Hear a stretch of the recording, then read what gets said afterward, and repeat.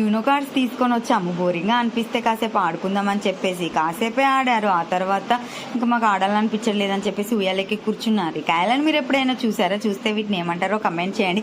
చూడడానికి అయితే సేమ్ ఖర్జూరాలనే ఉన్నాయి కదా, తినాలనిపిస్తుంది చూడడానికి, బట్ తినలేం కదా.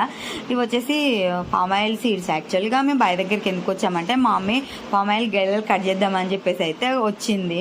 మంచిగా గ్లౌజులు వేసుకొని కొడవలు పట్టి ట్రై చేస్తూ ఉంటే అస్సలు రావట్లేవు. ఇంకా చాలాసేపు ట్రై చేసిందన్నమాట. ఇప్పుడు చూడడానికి ఈత పళ్ళలా ఉన్నాయి కదా. ఫస్ట్ కాసిన గెలలను అయితే తీసేయాలంట.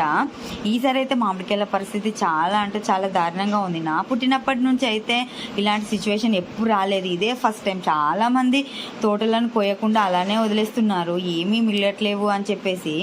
ఎందుకంటే ఈసారి వర్షాల కారణంగా ఏ మామిడికాయలో చూసినా పురుగులే ఉంటున్నాయి. ఈ తోటలో కూడా కొన్ని చెట్లను వదిలేశారు. చూడడానికి చాలా బాధగా అనిపించింది నాకైతే.